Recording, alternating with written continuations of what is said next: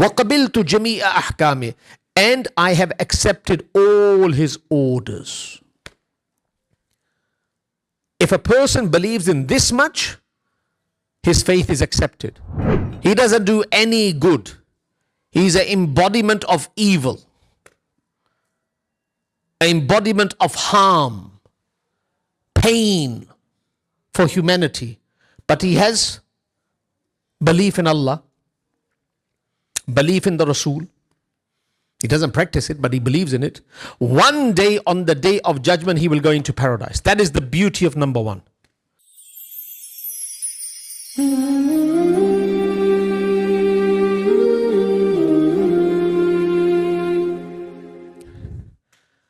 Assalamu alaikum wa rahmatullahi wa barakatuh. Nahmaduhu wa nusalli ala rasulihil kareem, amma ba'd. رب اشرح لي صدري ويسر لي أمري واحلل عقدة من لساني يفقهوا قولي. قال الله تعالى في الفرقان الحميد: آمن الرسول بما أنزل إليه من ربه والمؤمنون. صدق الله العظيم. اللهم صل وسلم على سيدنا محمد وآله. Last week we made mention that Prophet Muhammad sallallahu alaihi wasallam left with the capital of Khadijah al-Kubra to the markets of Sham, to the markets of Syria. And on this journey, he was accompanied by the servant or the slave of Khadijah al-Kubra, whose name is Maysara. Maysara returns back and gives a complete report to Khadijah al-Kubra radiyallahu ta'ala anha. And we should keep in mind that Prophet Muhammad sallallahu alaihi wasallam has not been commissioned as a prophet yet. He's Muhammad bin Abdullah. He's not Muhammad Rasulullah. He's not Muhammad, the prophet of God. He's Muhammad, the son of Abdullah. And the report basically speaks about the fair dealing of Prophet Muhammad sallallahu alaihi wasallam and how honest and truthful he was in buying and selling. Indeed, this program is the program of Seerah, but I think it is most important that we understand the lesson of tonight, the lesson that is to come maybe next week and the week after that. Being an Imam for 3 decades, I've come to this realization that there's a few problems that we encounter in our communities. And because of that problem, we are not expanding in terms of quality. We are not ascending in terms of quality. We are great in number, but we are not great in quality. Now, what impressed Khadijah al-Kubra of the Prophet of Allah, that later on, as we will learn, that Khadijah al-Kubra proposes to marry Prophet Muhammad sallallahu alaihi wasallam. Was it his faith? No. Was it his salah? No. Was it his ibadat? No. It was something different. Because he is Muhammad bin Abdullah. He has not become Muhammad Rasulullah yet. There was something about the Prophet of Allah that attracted Khadijah al-Kubra, attracted Maysara, attracted those people that knew him as Muhammad, the son of Abdullah. That same attraction is enhanced when a person is attached with faith. But that is a part of faith. A lot of people say, what was the effort of the companions of Prophet Muhammad sallallahu alaihi wasallam in Makkah al-Mukarramah? Because there was no official prayer. There was no giving of zakat. There was no hajj. On the contrary, Muslims were married to mushriks, to polytheists in Makkah al-Mukarramah. So think about it, one person, he's a Muslim, but he's living with a polytheist. So what were they working upon? What was the effort that was being made, and what were they trying to acquire in Makkah for 10 to 13 years? Because there's no official ibadat. There's no 5 prayers. So this is what I really, really want to speak about. Last week we had to rush through it, but I gave it thought once again. And I'm going to speak about this in detail because we need to understand that our faith, known as Islam, is the faith that has been chosen by Allah for mankind till the day of judgment. In the next 40, 50 years, we are not here. I'm not here. I'm gone. And those that are of my age, most probably they're all gone as well. But the next generation, their salvation is in Islam. And the generations to come till the day of judgment, their salvation is in Islam as well. But what is Islam? What is Islam? If Allah Almighty allows Prophet Muhammad, peace be upon him, to bleed for this religion known as Islam, it has to be important. It has to be comprehensive. If Allah Almighty allows Sayyidul Shuhada, the uncle of Prophet Muhammad ﷺ, to be ripped open after the battle of Uhud, and his organs are taken out, he's ripped open, and Allah allows this, it has to be something special. What is special about Islam? We look at all our predecessors. Many of them died in jails. They gave their life. Their janazas came out of jails. One of the greatest Muslim jurists, Imam Abu Hanifa, his janazah came out of jail.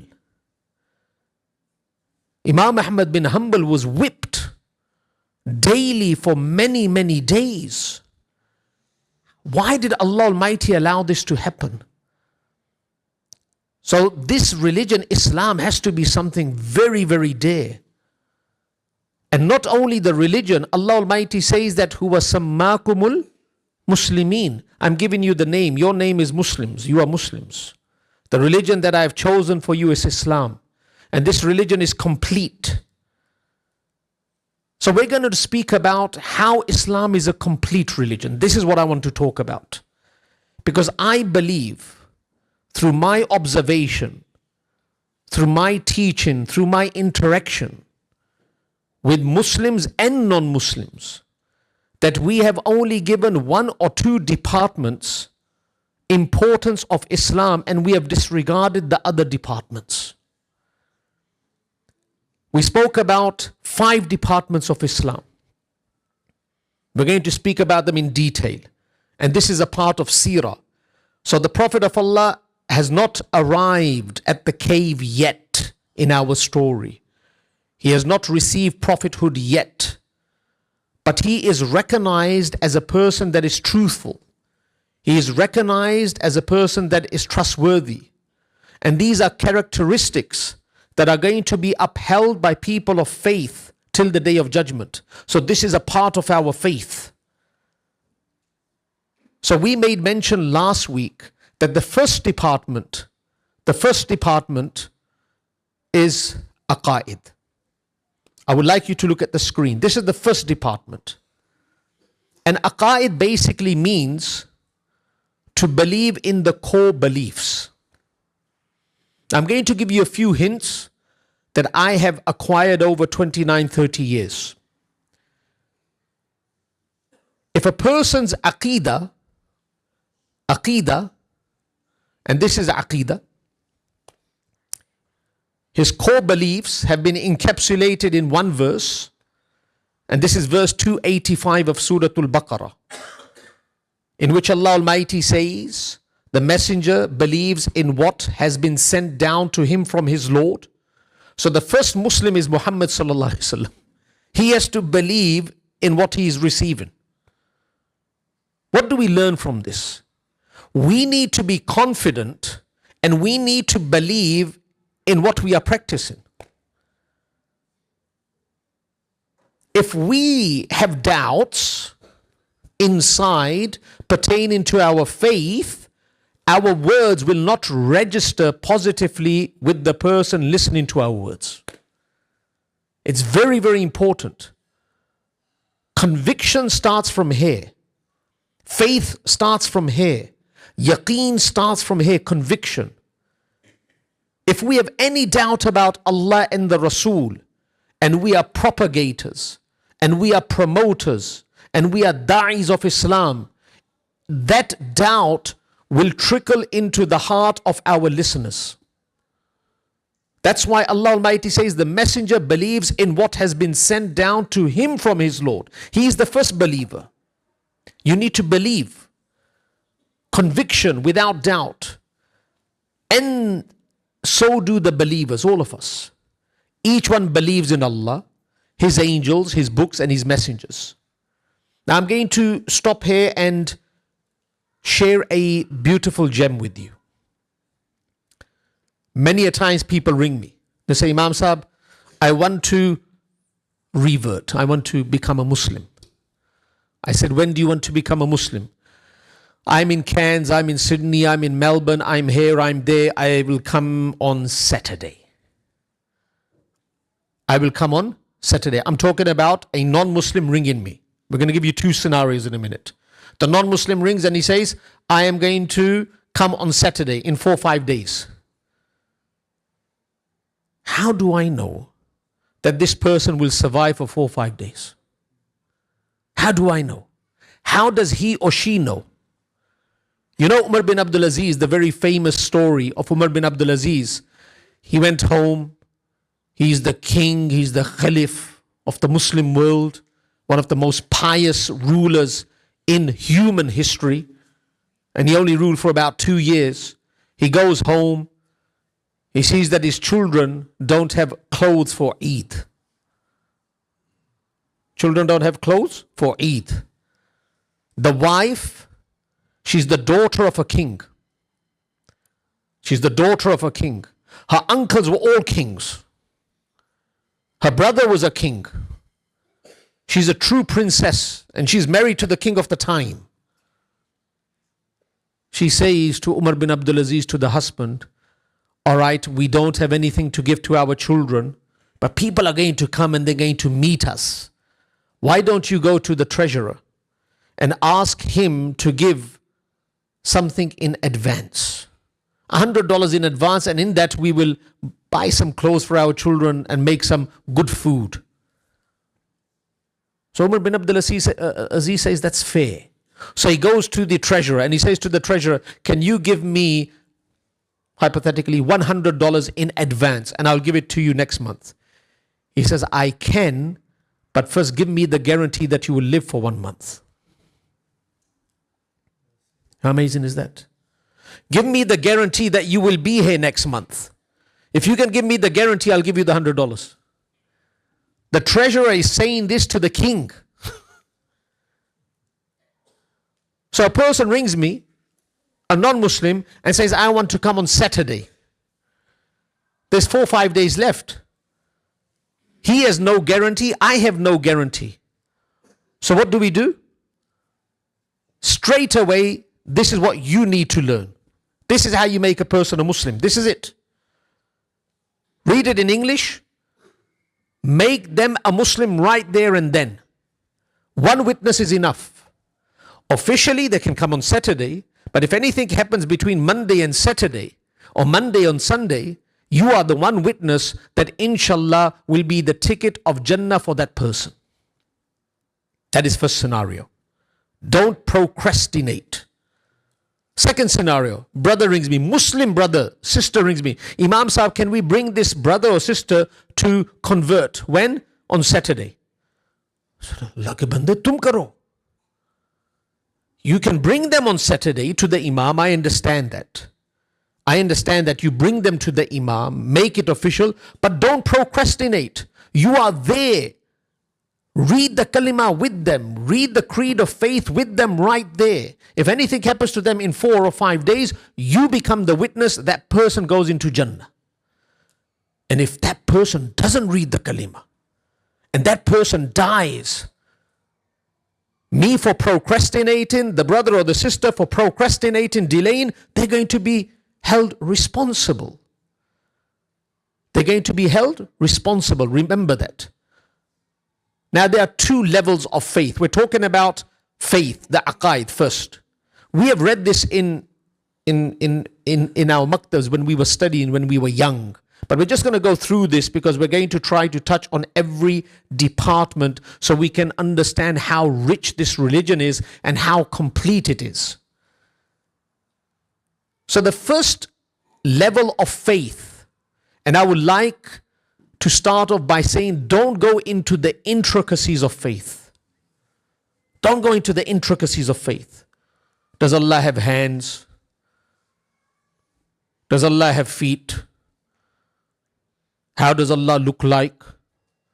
These are mighty, mighty discussions that are held by academics, Muslim academics, on different platforms that are not giving any clarity to the public, but are confusing their mind further. I say to the youngsters, you know those young people that Allah speaks about in Surah number 18, Surah Kahf? The youngsters of the cave? They just believed in Allah. That's it. They just believed in Allah. They went into the cave. They rejected the proposal of the king of the time, and they went into the cave believing that there's one Allah. Allah did not only accept it, Allah kept their story alive till the day of judgment.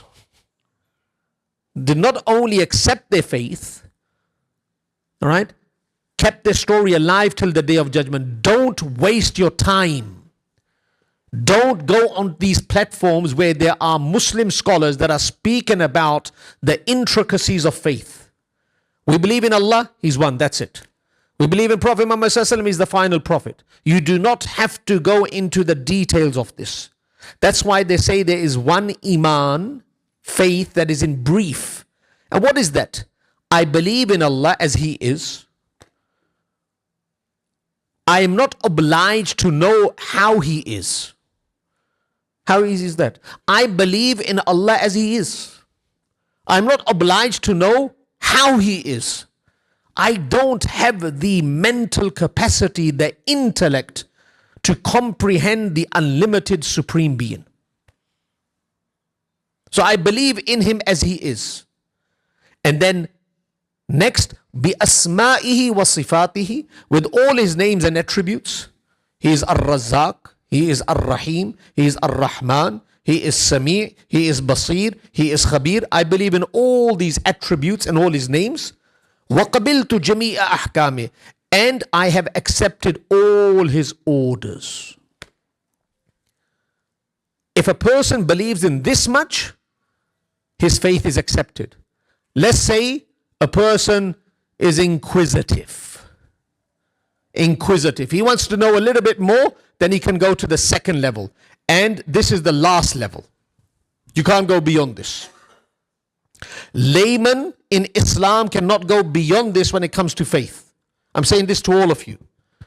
You come out of the discussions more confused than clarity. This is the last level of faith in terms of knowledge for all of you. And that is, I believe in Allah, I believe in His angels, I believe in His books, I believe in His messengers, I believe in the last day and in fate, and good and bad is from Allah, and the life after death. That's it. Learn this, and whenever you get an opportunity with anyone to convert, to revert, do not wait. You become the means for that person to come into the doors of Hidayah. Can you do that? All right. Second is Ibadat. So the first department is Aqeedah. Now, I want to make mention. First department is Aqeedah. And I'm going to put a question to you. There's 4 more departments. Aqeedah is number 1, belief. You know what belief does? If a person believes and he doesn't practice number 2 department, number 3 department, number 4 department, number 5 department, one day he will go to paradise.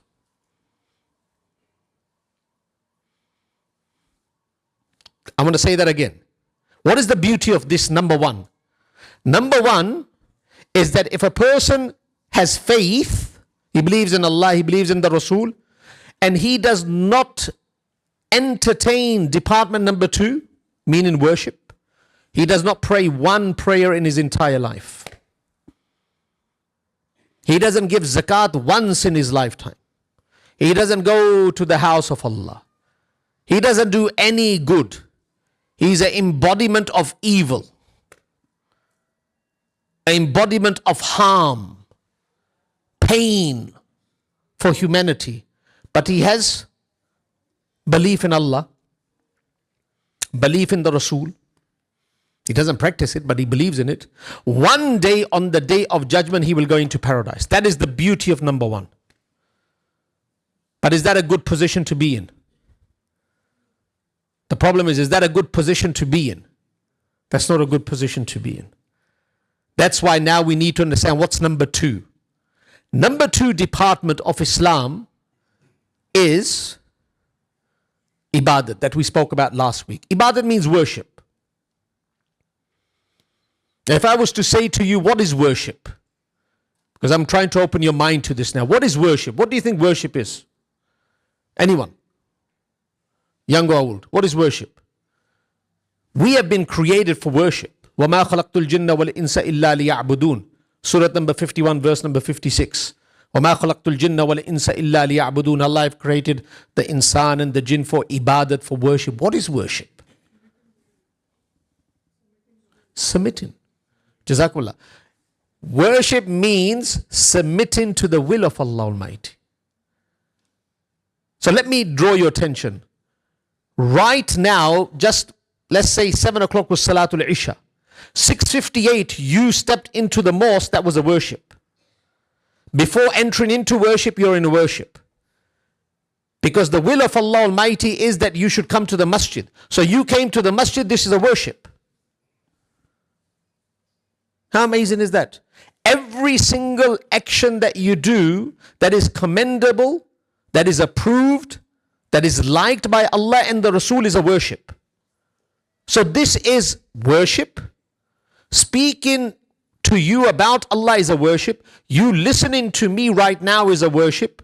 You're showing respect to the word of Allah Almighty is a worship. Your being in the masjid is a worship. That means from the time we wake up to the time we sleep, and from the time we sleep to the time we wake up, we can change everything to worship. Every single second of our life can be a worship. So you're going to return back home. Let me tell you how you can make your entire night from 8 o'clock onwards as a worship. You go back home, you say, I'm hungry. So you go across the road, you have food. You have the intention, I'm going to wake up for Fajr. From the time you made the intention that you're going to wake up for Fajr, you have food, you go to sleep, all your night is a worship. How easy is that? It's a matter of intention. That is ibadat. That is ibadat. Now, of course, there's one action, this is very important. There's one action that is designed as a worship. And there's another action that is not designed as a worship, but it can become a worship. This is designed as a worship. Meat eating is not designed as a worship, because the animals eat as well. They're not doing ibadat. But my eating is a bit different than their eating, because my eating is glorifying Allah and thanking Allah for the food. Now my eating can become a worship. So there are two types of actions in life. And this is very important when it comes under ibadat. One is the action that is designed to be a worship. It is a worship. The other kind of action is that it's not designed to be a worship. Like going to work, everyone goes to work. But if I go with the right intention, something that is not designed outwardly as a worship can be classified, can constitute as worship. And that's what we do. That's how we can make our entire life, from the time we wake up to the time we sleep, from the time we sleep to the time we wake up, we can make everything a worship. All right, we spoke about that last week. Now, this is the one. These are the next three departments I really want to spend some time upon. The third department, and keep in mind, if we want, let me draw your attention to the hadith that Abu Ubadah bin Samit radiyallahu ta'ala an has reported. And you'll find this hadith in Tirmizi. Inna fil jannati mi'atu daraja. That in Jannah there are 100 levels. The top level is Jannatul Firdaus.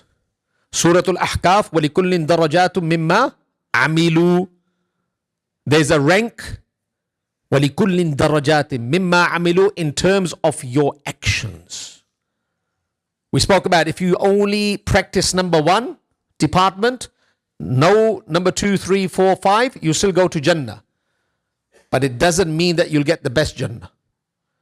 Let's say Australia is a country that if you're born in this country, you'll get a house.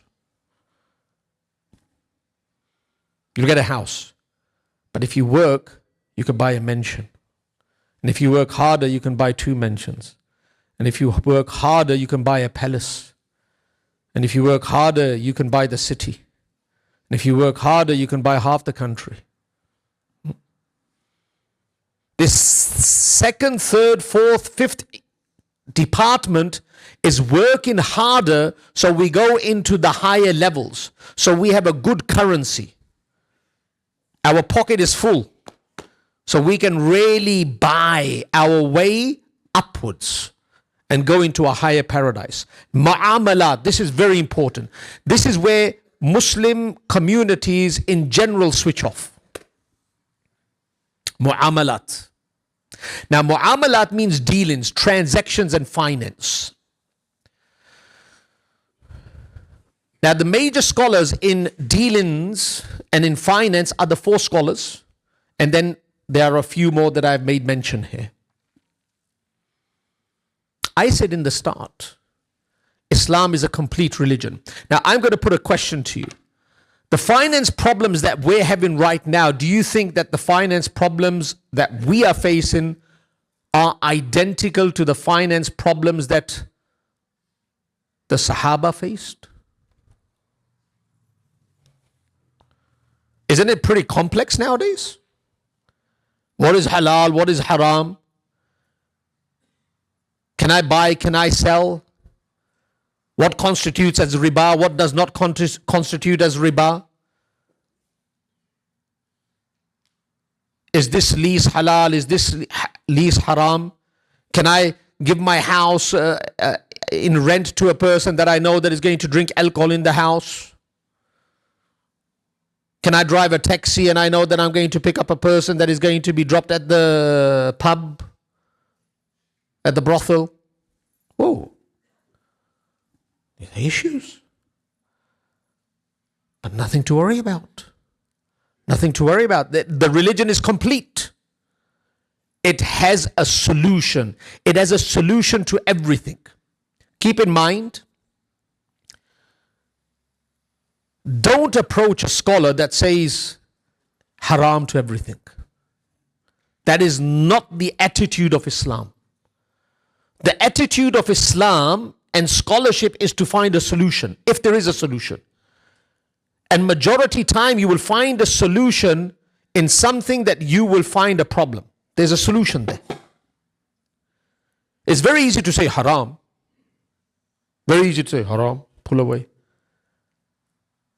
Saying haram where there is a solution is an indication the person doesn't have knowledge. He hasn't done his study. Islam is a complete religion. Allah knows, Allah knew in 571 when Prophet Muhammad arrived, and in 610 when he gave him Sharia, when he gave him Islam, that in 2025 there are going to be people in Australia, in the world, that are going to face problems. They're going to be Uber drivers. Allah knew. Allah knew that the system will be governed by a certain group of people that are minting humanity through riba, do you think Allah wants us to live as beggars? What is the solution through this? Is there any model that we can apply that can make things halal? So I'm going to give you two examples. One from the Quran and second from Sahih al-Bukhari. One from the Quran and the second from Sahih al-Bukhari. The first one from the Quran, and this is all mu'amalat, dealings. Yusuf alayhi salatu wassalam is in prison. Joseph is in prison. The king of the time, who's a good guy, he's a good guy, he sees a dream. And the king of Egypt said, verily I saw in a dream 7 fat cows, whom 7 lean ones were devouring, and of 7 green ears of corn, and 7 others dry. O notables, explain to me my dream, if it be that you can interpret dreams. They said, mixed up. I want you to really focus up on this verse, number 44. They said, mixed up false dreams, and we are not skilled in the interpretation of dreams. The government was paying people that were fortune tellers, that used to tell the king about the unseen. And when the king saw a dream and they did not know the meaning, they said, nah, don't worry about it. It's nothing. When people don't know, they say it's nothing. When people don't know, and if you find a scholar always, I won't even call that person a scholar, or a person that you think is a scholar is always saying haram, haram, haram, and he says there's no solution to it, I want you to remember verse number 44. These people were paid, they were on the payroll. And when the king says, all right, tell me, what does it mean? They said, oh, no, it's only, you're just thinking here and there, there's nothing to it. But going a few steps further, Yusuf alayhi salatu wassalam, he knew. He was a person of understanding. He says there's a meaning to this dream. If we study these verses from Surah Yusuf, Surah number 12, verse number 43, 44, 45, 46, 47, you can go back home and study it. You will come to know there's a solution to it. There's a solution to mu'amalat. We're talking about mu'amalat means the third department, that means dealings, transactions and finance. Let me draw your attention to this next one. How beautiful is this? And I was thinking about this. As you know that I am the advisor of Amana Islamic Finance, right? You would know that by now. This is one of our principal ahadith pertaining to Islamic finance. This is and this hadith is from Bukhari. This hadith is from Bukhari. It seems like the Nabi of Allah was looking at us, knowing that what we're going to go through, and Allah Almighty allowed this event to play out. And then this event becomes the principle of Islamic finance throughout the entire world. And this hadith has been reported by Hazrat Abu Sa'id Khudri. This is Islamic finance now we're talking about. We're talking about dealings. This is Islam, how beautiful this is. It's got a solution. Now, if there's not a solution, there's not a solution.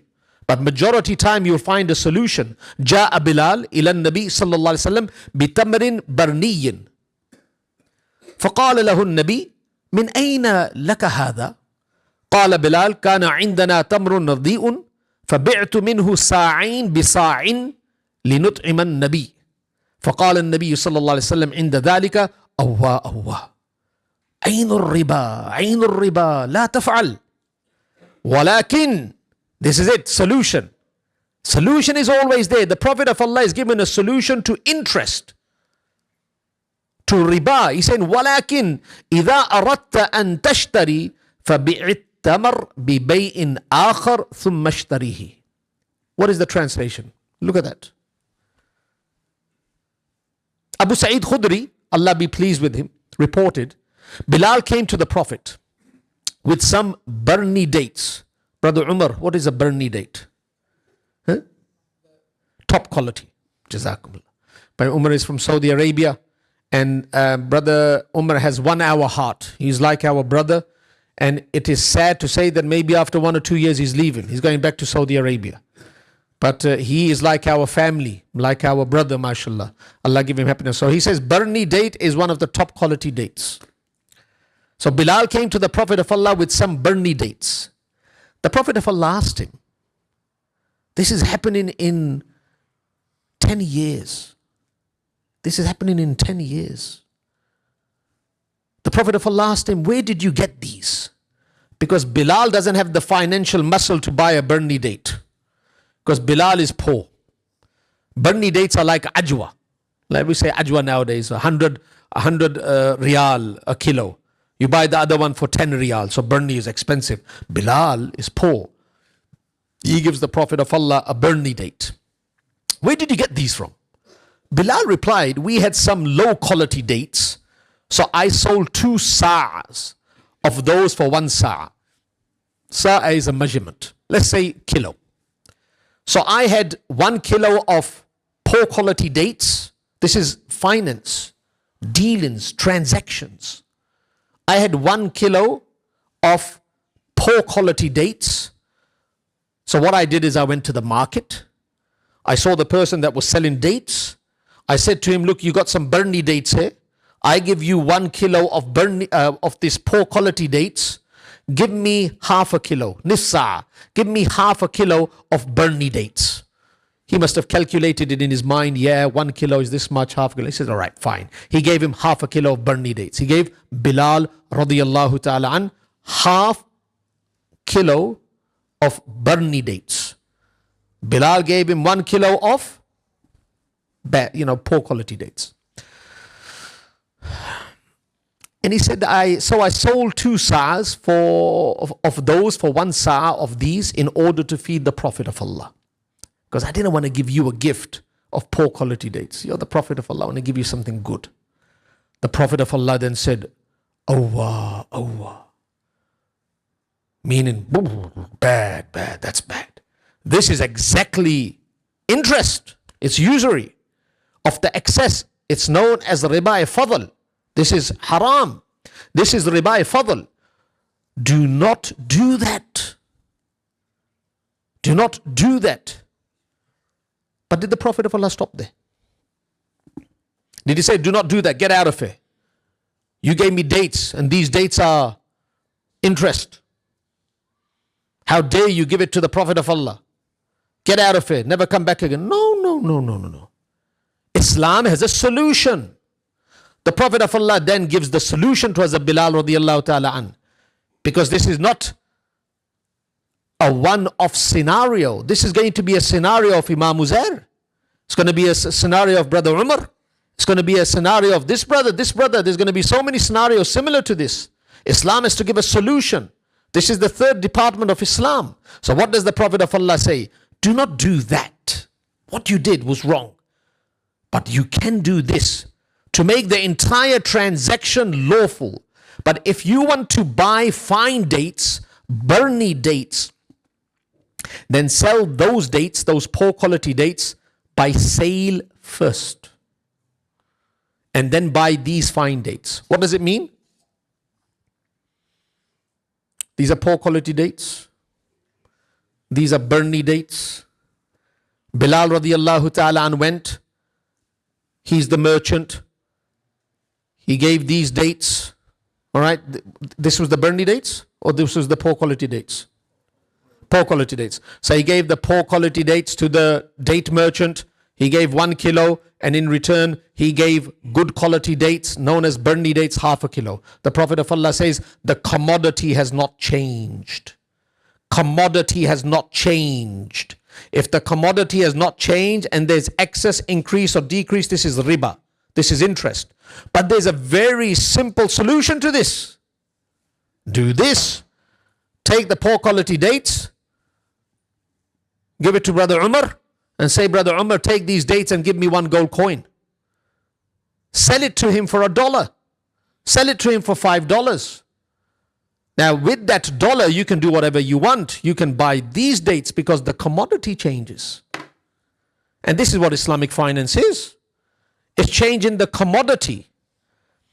It's changing the jins.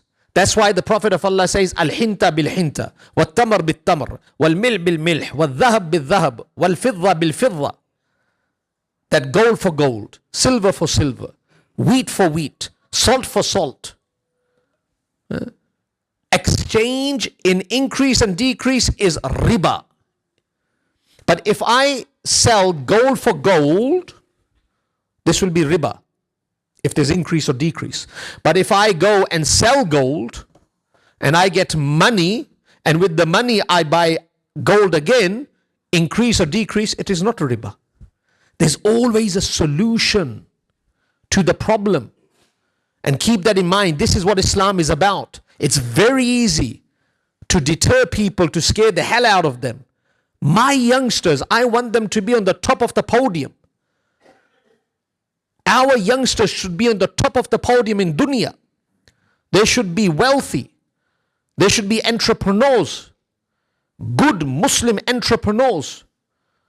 We don't have to go to ask for donations. One person comes, one youngster, and he says, I can build this mosque, $3 million, I'll give it. Why can't we have people like that? Aren't there people like that in the non-Muslim world? But because this word interest, misunderstood, and everything is interest, they apply interest to everything. They don't give the solutions. And if the solution is there, this is the big problem. Because I'm from Amana Islamic Finance. If the solution is there, they will classify that to be haram as well. People are debating with me, no, there's no difference between conventional banking and Islamic banking. It is haram. I said, what is your dalil? They say this is more expensive.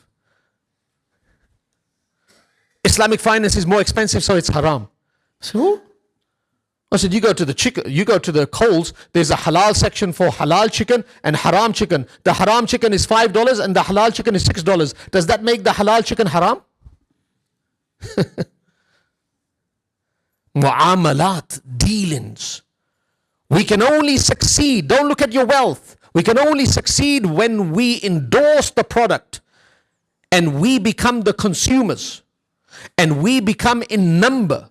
That's how we are going to defeat. If scholars have given fatwa of halal to any kind of mu'amalat, you should support it. The more Muslims will support it, 2 billion Muslims in the world, that product will become successful. But if we are still going to the conventional banks, whilst there are scholars in the contemporary world that are saying it is halal, and we're not going there because the rate may be more here, as the chicken is more because the consumer power is weak, how are we going to succeed?